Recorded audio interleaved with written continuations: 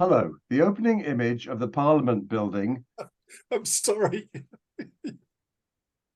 I was getting some momentum. I was getting some traction there, Yes, Paul. I know. I need to just shut up. Well, Take, it's take, okay. take 38.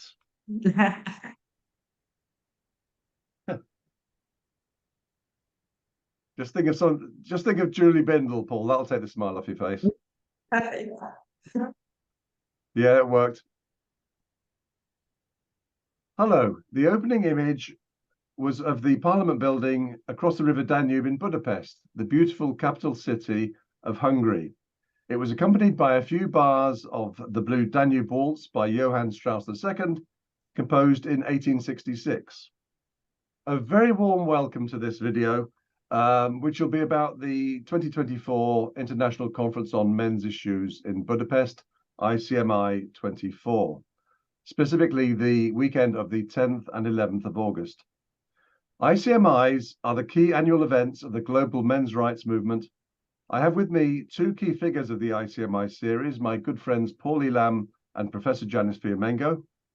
Paul will be sharing the MC duties in Budapest with me, while Janet will be giving the keynote speech.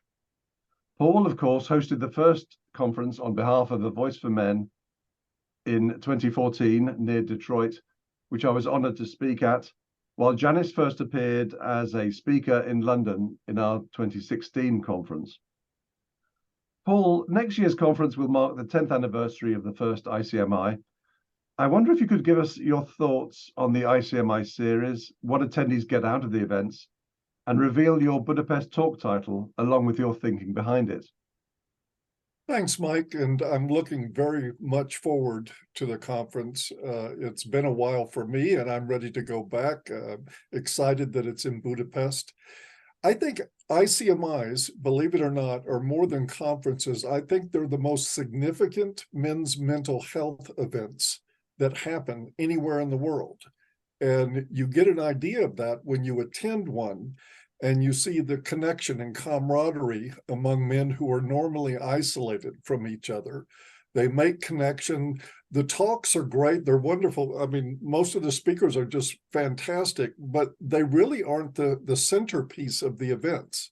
The centerpiece is the camaraderie and connection that men have with each other. We see the same things at XY Crew. We had our jamboree a year ago, and people are still, the XY Crew members are still talking about it. People talk about ICMI events months, even years after they happen. I still have conversations with people about ICMI 14 and what an amazing event that was. All things considered, how well it turned out.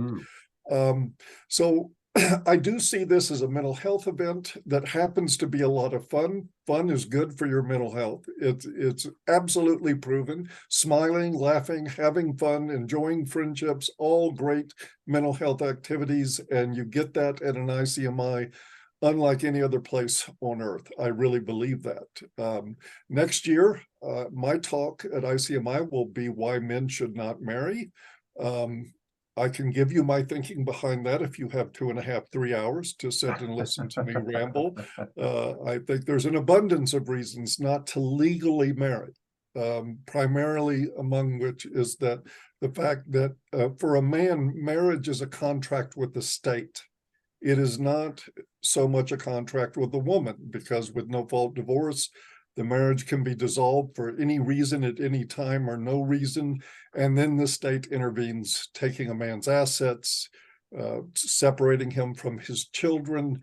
All the reasons that he got married to begin with is what the state destroys during a divorce. So it's not a very pragmatic path in life for men right now. And I'll be discussing that in detail with my talk in Budapest. And I'm totally looking forward to it. Could be great. No, something related to that, Paul, is something that I know already exists in some parts of the world. And I suspect, I think you told me, in a number of states in the United States. And that's partners' rights, cohabiting partners' rights. And, you know, I would be surprised. Well, I'd be certain if our next government is a Labour government, I would put a lot of money on them introducing rights for cohabiting partners. So within and it'll be retrospective. You can be sure of that. So soon after that comes in, we'll see what, I don't know, 2 million women suddenly leaving their cohabiting partners and fleecing them. And this is why I advise men very strongly that any money you spend for a consultation with a family law attorney before you get married is pennies on the dollar. Find out in some jurisdictions, you can be declared married if you're cohabiting with someone. I mean, I know this is the case in Canada. You don't even really have to cohabit in Canada. You can date a lot, and a court can decide that you're married and strip you of your assets and redistribute them to the female partner. So I suggest, and this will be a part of my talk, that when men think about cohabitation, they better go get it straight from the horse's mouth, a family law attorney who is not invested in getting a divorce at the moment. You want the opinion of somebody that has nothing to gain except by telling you the truth. A lot of times, if you consult family law people, once trouble begins, they begin calculating what your worth is because they want the money. So by all means, an ounce of prevention, as it were. Agreed. Thank you, Paul, for that. Janice, you've spoken at most of the conferences since London in 2016. And I think you were the keynote speaker also a couple of years ago at the 2021 online conference.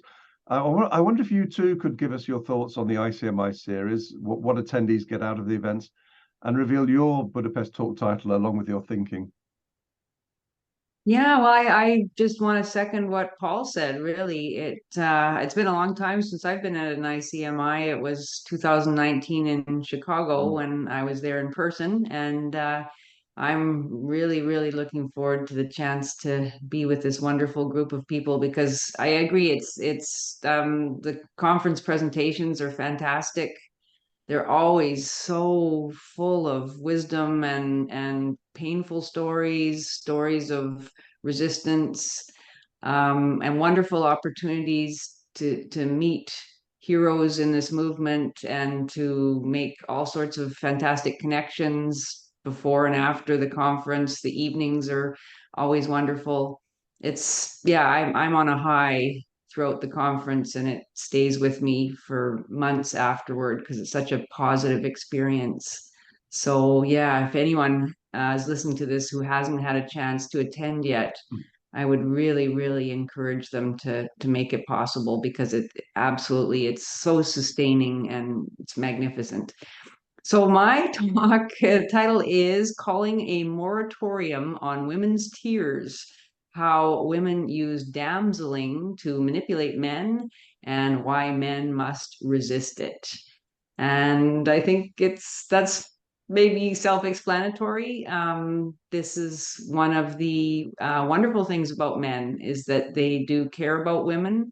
They want to help women when they see women in distress. Men have built our societies in order to protect women and to provide for them. And many times politicians, when they want to garner votes and become popular or bring in a new law, they appeal to the protection of women. And that's something that not only tends to motivate women who tend to have a bit of an in-group bias, but it motivates men as well. And although that's a great thing, in many ways, it's also been men's undoing, particularly over the last 60 years or so, but I would say also over the last 200 years.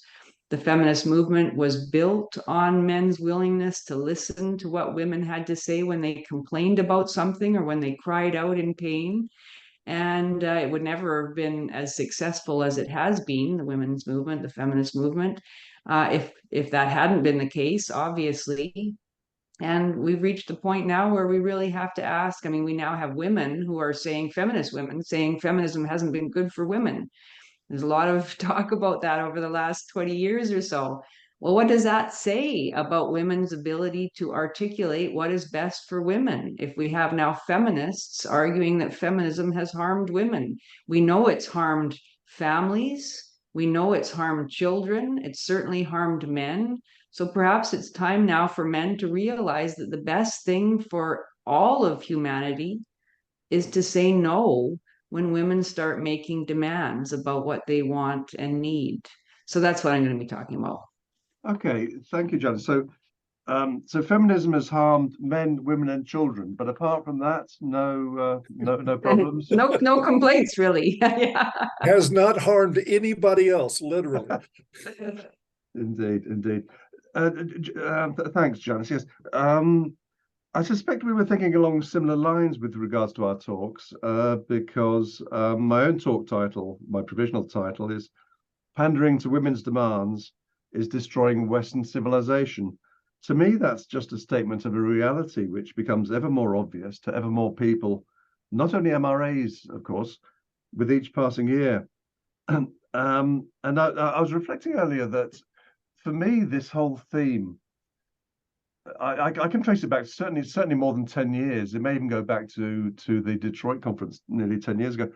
But Paul said at some point, and may have had some dedicated videos, I can't recall now, but along the lines of the ability to say no to women is a marker of men's mental health or character, something along those lines. Paul, I wonder if you could say a word or two on that.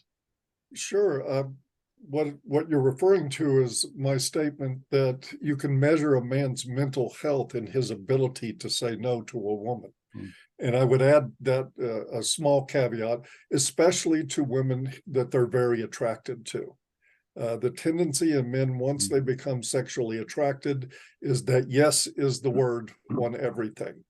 That ultimately ends in women losing respect for them, and then treating them as a commodity, because they have no respect. I mean, this is one of the things I think we have to put on men. We have to challenge men to have values, to have standards, to have self-respect, and to act with it in relationship. And what we see so often in the context of relationships is men surrendering self-respect in order to please women. And I think that goes to part of what Janice was talking about.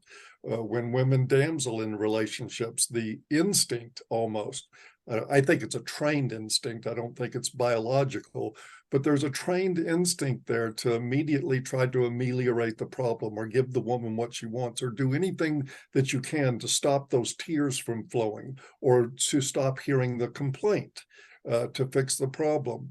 But again, once you take that as a cue for action on your part to rush in thoughtlessly to correct things or to make them better for women, they instantly lose respect for you. And whether you want to acknowledge it or not, you lose some respect for yourself when you behave that way. And I encourage men to rebel against that in their relationships and find out what it's like to command respect rather than beg for it. Indeed, Paul, indeed. Thank you. Just a few words on the 12 speakers we have over the 2 days. The list is on the website, link in the low bar, but I think it's another amazing lineup, including many, if not most of the, what I consider, and I think perhaps you, Paul, and Janice would also consider, the thought leaders of the global men's rights movement. In addition, for many years, Philip Davis, a Conservative Member of Parliament in the UK, has contributed to the conferences starting in 2016. He was for many years the only elected politician in the English-speaking world advocating for the human rights of men and boys. Isn't that an incredible thing to say? And even today, he's one of only a small number. In the UK, I think there are 3 or 4 others that are saying a little more with each passing year, all of them Conservatives, interestingly. Philip will be speaking in Budapest along with his wife, Esther McVeigh, another Conservative MP and a former cabinet minister. So I'm looking forward to hearing what she'll be saying in particular. It'd be wonderful to have a calling for a minister for men. We shall see. A few words on booking tickets. I think tickets at every ICMI have sold out, leading to, unfortunately, a few disappointed people.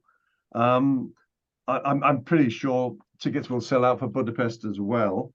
So the earlier that people can book their tickets, the greater their chances of securing them. It's important that as many people as possible book tickets before the 12th of April, so that we know the event will be financially viable and can go ahead. I'll be making a decision within the 2 weeks following that date on whether the conference goes ahead. And in the very unlikely event that we don't sell enough tickets by the 12th of April and we have to cancel, ticket holders will, of course, get a full refund shortly thereafter. But I would be astonished if we didn't sell enough tickets. It'd be the first time, and it's not going to happen.